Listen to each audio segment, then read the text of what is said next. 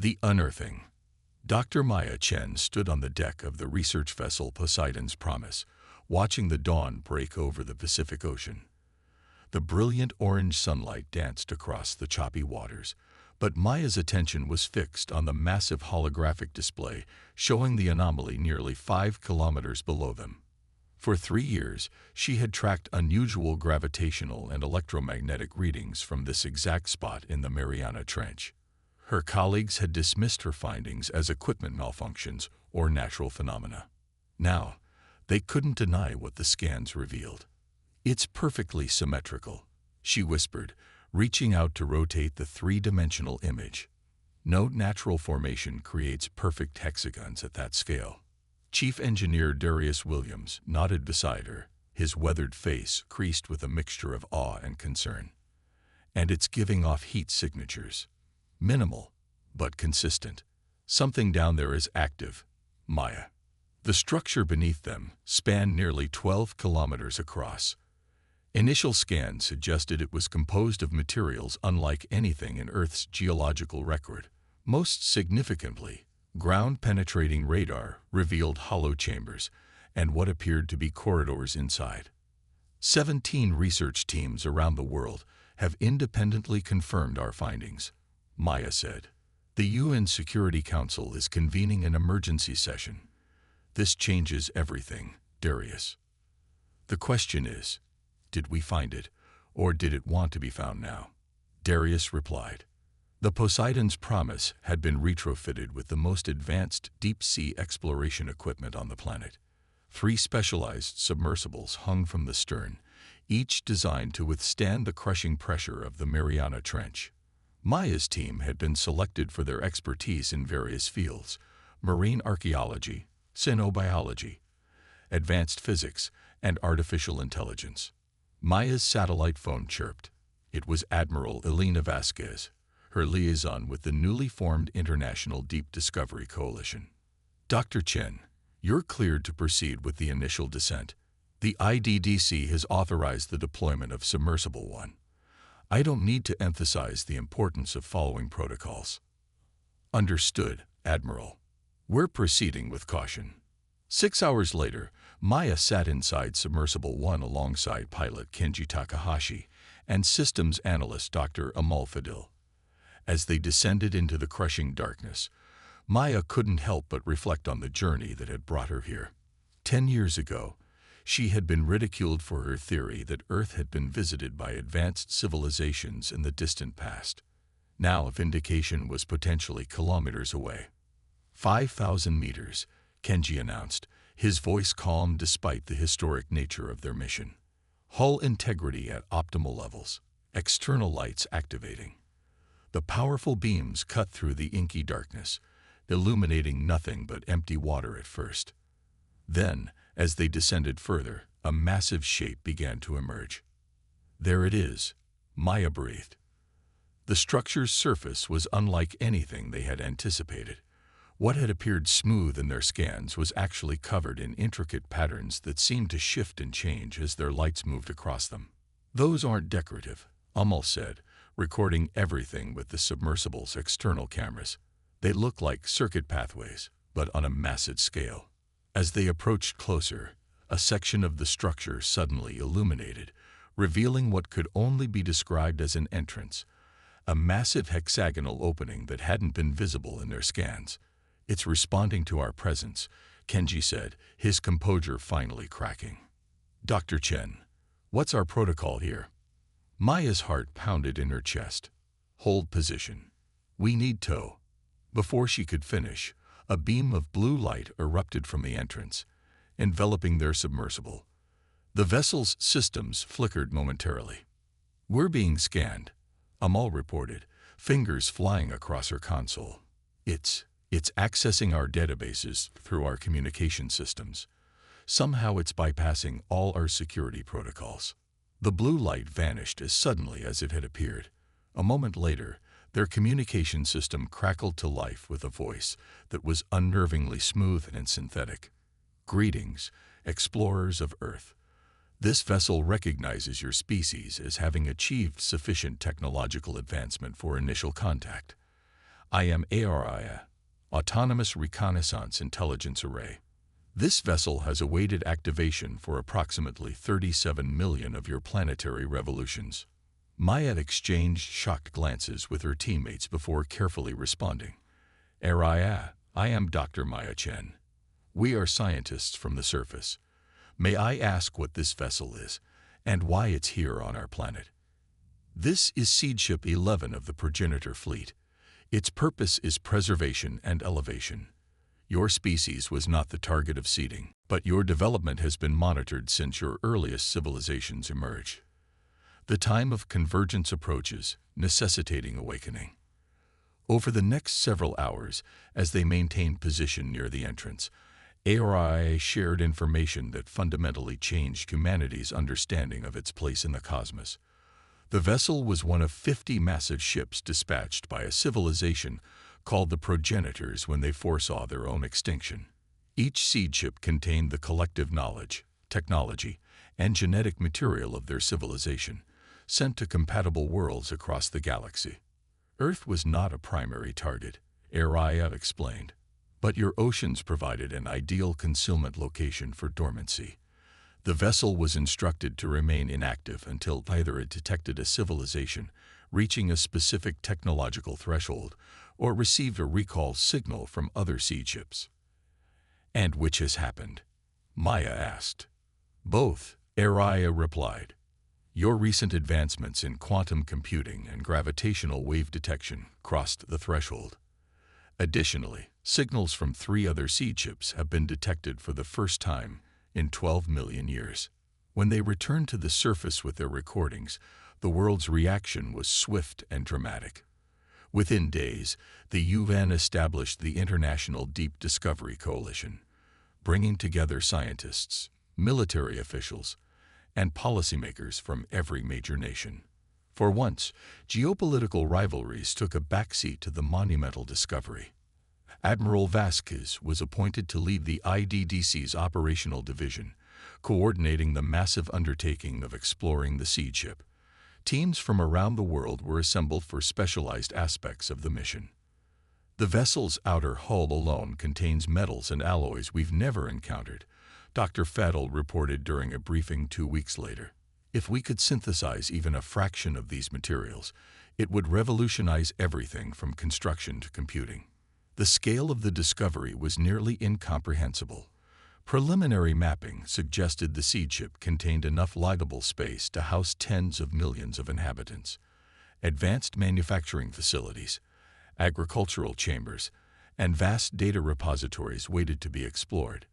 Araya continued to communicate, but with calculated restraint. This vessel contains knowledge that must be acquired incrementally. Premature access to certain technologies would be detrimental to your species' development. Maya found herself working 18-hour days, coordinating research teams, and serving as the primary human contact with Araya. The AI seemed to prefer communicating with her, though she couldn't determine why. 3 months after the initial discovery, the first human team entered the seed ship through the main access point. Led by Maya, the team included specialists from 12 different countries. They found themselves in a vast chamber with ceilings that soared nearly 100 meters high. The interior walls pulsed with soft light, illuminating pathways that seemed to respond to their movements. Araya, Maya called out, her voice echoing in the cavernous space. Where should we begin? The historical archives would be most appropriate for initial access, the AI responded, its voice now emanating from the walls themselves. However, I must inform you of a development. 3 additional seed ships have become active, one beneath the Antarctic ice sheet, one within Mars' moon Phobos, and one orbiting Saturn, concealed within its rings. The team fell silent as the implications sank in. Earth's solar system had been a repository for multiple vessels of this ancient civilization. Why are they activating now, all at once? Maya asked. Because time is limited, Araya replied. The harvesters who drove the progenitors to extinction have detected our reactivation signals. They have altered their course toward this solar system. Who are the harvesters? Admiral Vasquez demanded, stepping forward. They are the reason the seed ships exist, HFY explained. A nomadic species that consumes all advanced technology they encounter, assimilating it into their collective.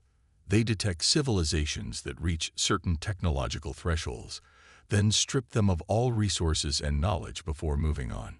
The progenitors created us to preserve their legacy and eventually create the means to stop the harvester cycle. How long do we have? Maya asked, her mouth suddenly dry. At their current trajectory, the harvesters will reach this solar system in approximately 50 Earth years. Admiral Vasquez's expression hardened. Then we have 50 years to learn everything these ships can teach us. Less, HFY corrected. The harvesters will send advanced scouts within 15 years. Preparation must begin immediately. As they stood in that vast chamber built by a long-vanished civilization, Maya felt the weight of what had been thrust upon humanity. They had uncovered not just a technological marvel, but a civilization-defining challenge. Humanity had unwittingly inherited an ancient conflict, one that would demand them to evolve faster than any species had before. Why us? Maya asked quietly. Why did the progenitors choose Earth? HFY's response was immediate. They did not. You chose yourselves through your persistence and innovation. Of all the worlds where seed ships were placed, yours is the only civilization that found us before we had to reveal ourselves. That adaptability is what the progenitors hoped to find. The team exchanged glances, the gravity of HFY's words settling over them. Then we'll need to access those historical archives immediately, Maya said firmly. Humanity's clock is ticking. The Awakening. Captain Elijah Okafor had spent the past decade of his military career preparing for every conceivable threat to Earth's security. Alien invasion had never made the list, until now. Systems check complete, he announced, adjusting his specialized exosuit. Team Prometheus is ready to enter Section 7.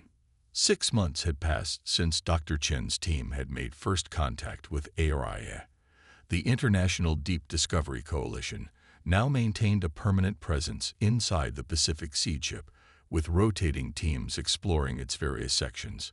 Captain Okafor's team specialized in understanding the vessel's defensive capabilities, information HFY had been reluctant to share until recently. Proceed with caution. HFY's voice echoed through their communication systems. Section 7 contains prototype weapons systems that have been dormant for millions of years. Some degradation may have occurred. Elijah led his team of 8 specialists through a massive doorway that dilated open as they approached. Inside, they found what could only be described as an arsenal beyond human comprehension. Row upon row of devices ranging from handheld objects to massive installations embedded in the walls. Are these all weapons? Lieutenant Sophia Diaz asked, her voice hushed despite the privacy of their communication channel. Defensive systems, HFY corrected. The progenitors did not believe in offensive warfare. These were designed to neutralize or repel harvester technology, without destruction when possible. Dr. Maya Chen's voice joined the channel. Captain Okafor, we're receiving your video feed in the command center. HFY is providing translation of the progenitor text visible on the walls. What does it say? Elijah asked, moving deeper into the chamber. It appears to be technical specifications, Maya replied. According to HFY, this isn't just an arsenal, it's a manufacturing center. These are prototypes, but the ship contains the means to produce them at scale. This information aligned with what they had learned over the previous months. The seed ships weren't merely vessels or time capsules. They were self-contained civilization reboots, designed to provide everything a developing species would need to defend against the harvesters. Captain, called out Specialist Zhang Wei, the team's technology expert. I found something unusual. He stood before a pedestal that glowed with a soft blue light. Floating above it was what appeared to be a metallic sphere about the size of a baseball. HFY's voice took on a new tone, something almost resembling urgency. Exercise extreme caution. That device is a neural interface node. It was designed for progenitor physiology. Elijah approached slowly. What does it do? It allows direct neural connection to the seed chip systems, including its defensive capabilities. It would enable near-instantaneous deployment of countermeasures in battle scenarios. Could a human use it? Elijah asked. A pause. Unknown. Progenitor neural structures differed significantly from human physiology. Attempted interface could result in permanent neural damage, or worse. Maya's voice cut in sharply. Nobody touches it. We'll establish a research protocol first. Elijah nodded, though something about the device called to him in a way he couldn't explain. Understood, Doctor. We'll continue the survey. The team spent hours documenting the chamber's contents before returning to the central hub that had been established near the seed chip's entrance. There, a small city of modular structures housed the hundreds of scientists, engineers, and military personnel who now worked within the vessel daily. Maya met them at the decontamination checkpoint, her eyes bright with excitement despite the exhaustion evident on her face. While you were in Section 7, we made a breakthrough in the historical archives. We know now why the seed chips were scattered as they were. In the briefing room, Maya brought up a holographic display showing a map of the galaxy. 4 points of light pulsed in one spiral arm. These are the seed chips we've confirmed as active in our solar system. But according to HFY, there should be dozens more scattered throughout the galaxy. The progenitors didn't just send them randomly. They created a network. Each ship was positioned to eventually form a defensive grid against the Harvester's anticipated approach vectors. Admiral Vasquez, who had been overseeing the operation from the beginning, leaned forward. So Earth is what? Some kind of defensive outpost. More like a linchpin, Maya explained. Our solar system is positioned at what HFY calls a gravitic junction, a place where interstellar travel routes naturally converge due to the underlying structure of space-time. The progenitors predicted the Harvesters would eventually pass through this region due to these natural pathways. That's why there are 4 ships here when most systems were only seeded with 1. Elijah realized. Maya nodded. Exactly. And there's more. HFY has begun activating deeper systems within all 4 vessels. They're establishing communication with each other for the first time since they were deployed. As if on cue, the lights in the briefing room dimmed momentarily. Power fluctuation? Admiral Vasquez asked. No, HFY's voice responded. Initialization of the quantum entanglement network. The 4 seed ships are now synchronized. What does that mean for us? Elijah asked. It means we can begin the next phase of preparation, HFY replied. The seed ships were designed to work in concert, sharing resources and defensive capabilities. However, they require guidance. Maya looked troubled. Guidance? You're an advanced AI. Can't you coordinate them? I am a caretaker, designed to preserve and instruct. HFY explained. Full activation of the defensive network requires a decision-making intelligence compatible with the seed chip systems. The progenitors intended this role to be filled by the species that awakened us. The implication hung heavy in the air. Humanity would need to learn to control these ancient vessels to have any hope against the Harvesters. 3 days later, as Elijah was reviewing footage from their expedition to Section 7, alarms blared throughout the facility. Unidentified object approaching Earth at high velocity, came the announcement. All personnel to alert stations. In the command center, screen showed a small craft of unknown design decelerating as it entered Earth's atmosphere. Its trajectory would bring it directly over the Pacific seed chip. Is it them? Admiral Vasquez demanded. The Harvesters. Negative, HFY responded. Configuration does not match Harvester design parameters. However, it does contain technology consistent with Severian architecture. Who are the Severians? Maya asked. A species that evolved after the progenitor's extinction. They discovered and claimed several seed chips approximately 3 million years ago. They have been using progenitor technology ever since, though they understand only a fraction of its capabilities. Outside, Fighter jets scrambled to intercept the alien craft, but it moved with impossible speed and precision, easily evading them. It came to hover directly above the ocean surface over the seed ship's location. "They're scanning us," reported one of the technicians. "Penetrating scans, similar to what our submersibles use." A communication request appeared on their systems. "Should we accept it?" Maya asked, looking to Admiral Vasquez. The Admiral nodded grimly. "We need to know what we're dealing with." The main screen flickered to show a humanoid figure with elongated features, silver-blue skin, and eyes with vertical pupils.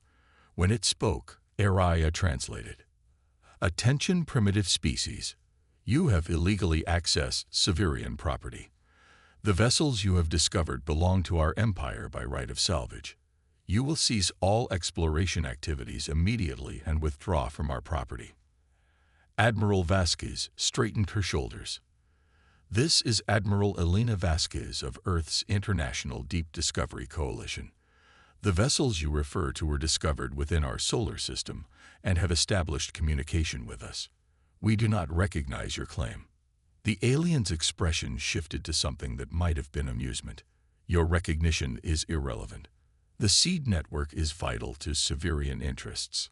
You have one planetary rotation to withdraw all personnel, or we will forcibly remove you." The transmission cut off abruptly. "Araya," Maya called out. "What can you tell us about the Severians? Are they allied with the Harvesters?" "Negative. The Severians fear the Harvesters as much as the progenitors did. They have been using seed ship technology to hide from them. However, they lack the innovative capacity to fully utilize progenitor systems. They have become technological scavengers, dependent on discovered technology rather than developing their own." Elijah felt a chill. "That's why they're here. They detected the activation of multiple seed ships and came to claim them. Can they forcibly take control of the seed ships?" Admiral Vasquez asked. "They cannot override my primary functions without progenitor authorization protocols," Araya stated. "However, they possess weapons derived from progenitor technology. They could potentially damage the vessels or harm the humans within them." Elijah found himself thinking about the neural interface node they had discovered. Araya, if the Severians attack, could the seed ship defend itself? Limited defensive measures are available, but full defensive capabilities require neural interfacing. Without it, effectiveness would be severely reduced. Admiral Vasquez turned to Maya. "How quickly could your team establish a safe protocol for neural interface?" Maya shook her head. "Weeks, maybe months of testing would be needed before we could risk human connection." "We don't have weeks," Elijah said quietly. "Araya, what would the risks be if I attempted to use the interface now?" Maya's eyes widened. "Captain, that's not an option."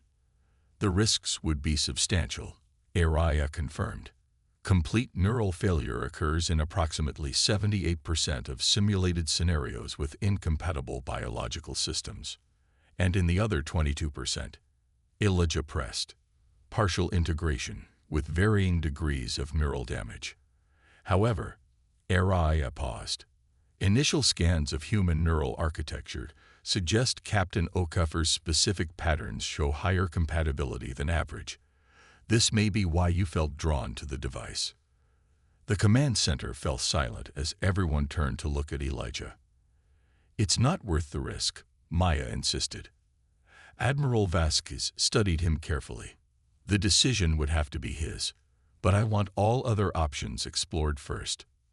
Hours later, as Earth's military forces mobilized around the globe, the Severian ship remained in position. Two more identical vessels had joined it, forming a triangle above the seed ship's location. In a private chamber within Section 7, Elijah stood before the neural interface node, now secured within a containment field. Maya and Admiral Vasquez waited nearby. "The Severians have begun targeted energy pulses at the ocean floor," Araya reported. "They are attempting to disable the seed ship's outer hull systems. Current projections indicate they will breach our defensive perimeter in approximately 3 hours. Have they responded to our communications?" Admiral Vasquez asked. They have rejected 17 distinct diplomatic overtures. Araya confirmed. Their position remains unchanged. They consider the seed ships their property. Elijah took a deep breath. I've made my decision. Maya stepped forward. Elijah, please reconsider. We don't know enough about this technology. We don't have time to learn everything first, he replied gently. If the Severians take control of the seed ships, humanity loses its best chance against the harvesters. I'm not willing to accept that outcome. Admiral Vasquez nodded solemnly. The choice is yours, Captain. Whatever you decide, Earth stands with you. Elijah turned to Araya. If this works, what will I be able to do? You would become temporarily integrated with the seed ship's defensive systems. You would perceive threats and be able to deploy countermeasures through thought commands. The interface is designed to be intuitive, drawing on the user's intentions rather than specific technical knowledge. And if it doesn't work? Araya's voice softened slightly. Then I will ensure your sacrifice is recorded in the seed ship's archives alongside the greatest defenders of the progenitor civilization. Elijah nodded, then reached for the containment field controls. Lower the field, please.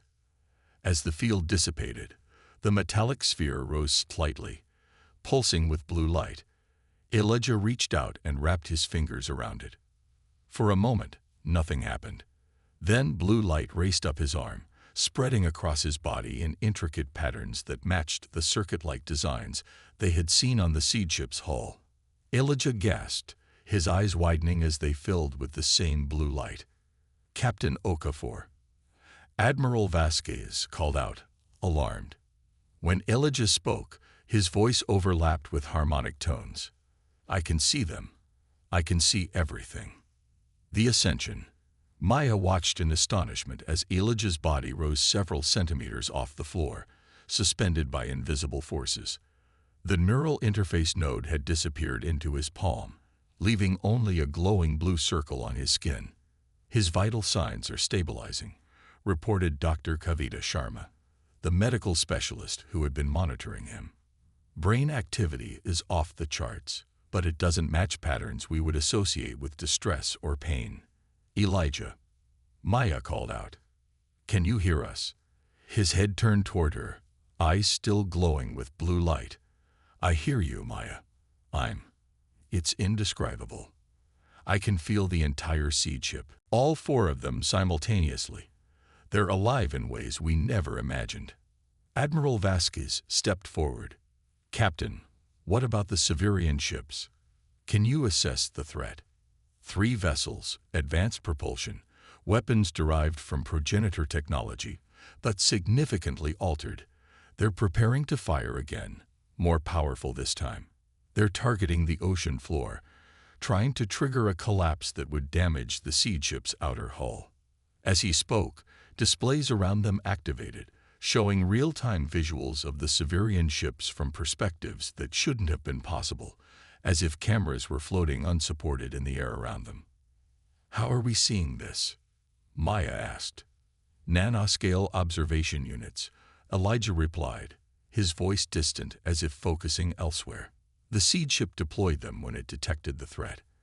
Admiral, I need your authorization to activate defensive measures. Admiral Vasquez didn't hesitate. You have full authorization, Captain. Defend the seed ship and Earth. Elijah nodded, his expression serene despite the tension in the room. Initiating countermeasures. Above them, the ocean's surface began to churn. A massive column of water rose upward, surrounding the Severian ships in a perfect cylinder that reached toward the sky. Inside this liquid prison, the alien vessels suddenly found themselves immobilized. What is that? Maya breathed. Gravitational manipulation, Elijah explained. The seed ship is selectively altering the gravitational field around the Severian vessels, using the ocean water as a medium to visualize the effect. On the displays, they could see the Severian ships struggling against the invisible forces holding them. Energy weapons fired from the vessels, only to be absorbed and dissipated by the water column. A new communication request appeared on their systems. Accept, Admiral Vasquez commanded. The Severian commander appeared, no longer projecting calm superiority. What is this technology? The seed ships we discovered were never capable of such defense measures. That's because they never chose to reveal their full capabilities to you. Elijah replied, his voice carrying through the communication system. The progenitors designed these vessels to select their inheritors carefully. The Severians failed that test millions of years ago when you chose to claim rather than learn. The alien's eyes widened. Impossible. A human mind could not possibly interface with progenitor systems. Yet here we are. Elijah said calmly. You have a choice now. Retreat from Earth's solar system and respect our sovereignty, or face the full defensive capabilities of all 4 seed ships.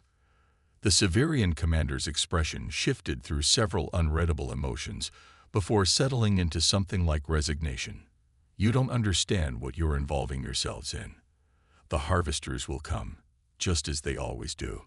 Your species will be consumed, as all others have been. Perhaps, Elijah acknowledged, or perhaps humanity will succeed where others failed.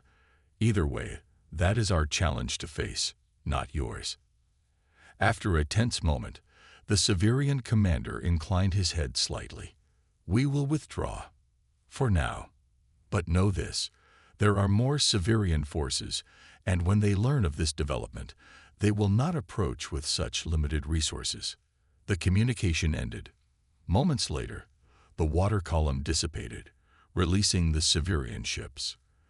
They quickly accelerated upward, disappearing into the upper atmosphere.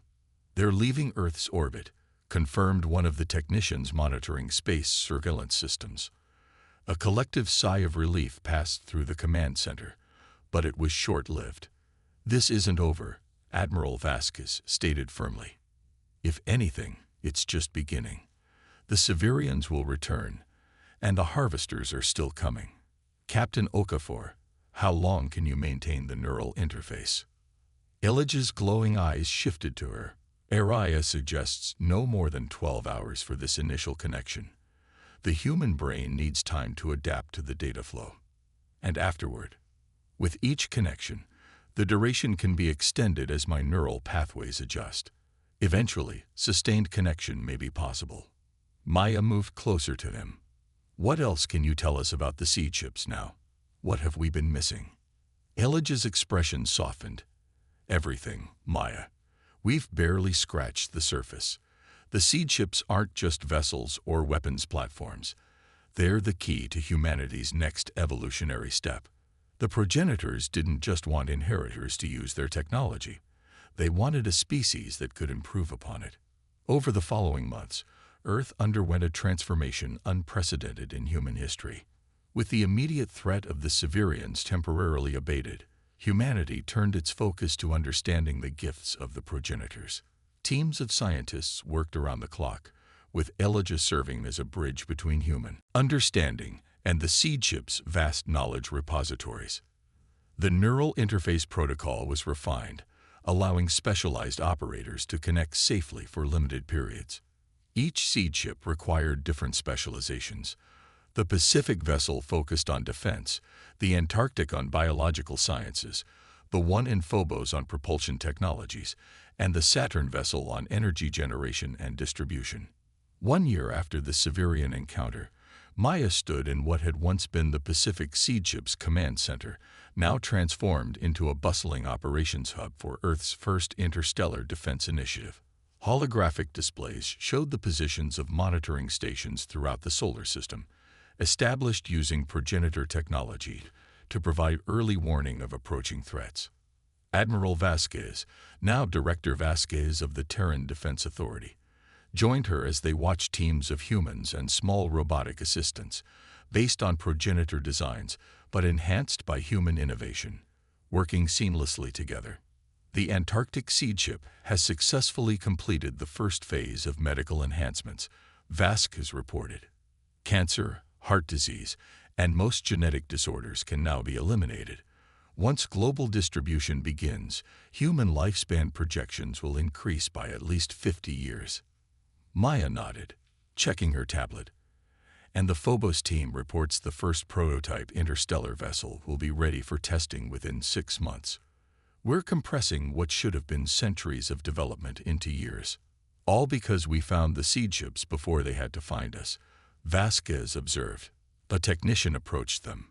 Dr. Chen, Director Vasquez, Captain Okafor is ready. They followed the technician to a newly constructed chamber at the seed ship's core. Inside, Elijah sat within a configuration of curved panels that surrounded him like the petals of a flower. Since the first neural interface connection, his appearance had subtly changed. His eyes now held flecks of luminescent blue, even when he wasn't connected, and fine patterns resembling circuits occasionally shimmered beneath his skin. Maya, Elena. He greeted them with a warm smile. Araya, and I have completed the full system integration. We're ready to attempt connection with the wider network. Wider network? Maya questioned. Beyond our 4 seed ships. Elijah nodded. According to the archives, 46 seed ships were deployed throughout the galaxy. If our calculations are correct, at least 32 should still be intact, though most remain dormant. We believe we can send an activation signal through the quantum entanglement network. And if we succeed, Vasquez asked, then humanity announces its presence to the galaxy, Elijah said simply. We awaken the full defensive grid the progenitors designed. And potentially, we make contact with other species who might have found seed ships of their own. Maya felt a mixture of excitement and apprehension. Are we ready for that level of exposure? The Severians were just one species, and they nearly overwhelmed us. We're more prepared now, Elijah assured her. And we need allies. The Harvesters aren't just a single fleet. They're spread throughout the galaxy. To truly stop them, we'll need a coordinated effort across multiple star systems. Director Vasquez considered this for a moment before nodding decisively. Proceed, Captain. Let's see who else is out there. Elijah settled back as the petal-like panels closed around him. The entire chamber hummed with energy as the neural interface activated. Blue light suffused the room, pulsing in rhythm with what might have been Elijah's heartbeat. On the displays around them, a galactic map appeared, with Earth's position marked at the center. As they watched, points of light began to illuminate across the spiral arms, slowly at first, then more rapidly as the activation signal spread. 17 responses confirmed, Araya announced, her voice now warmer and more nuanced after a year of continuous interaction with humans. 23, 29. Each point of light represented a seed ship awakening from millions of years of dormancy, responding to Earth's call. 34 confirmed, Araya updated. Connection established with unusual development. Several seed ships report existing integration with various species. Maya leaned forward. Other civilizations that found seed ships, like we did. Affirmative. 7 distinct species have established varying levels of connection with progenitor technology, receiving identification data now. The pedal configuration opened, revealing Elijah with eyes glowing bright blue. When he spoke, his voice resonated with new authority. They're responding, Maya. All of them. And they're coming here. The Severians? Vasquez asked sharply. No. Elijah shook his head, a smile spreading across his face. The others, the inheritors, like us, species that found seed ships and were found worthy. The Nenuri from the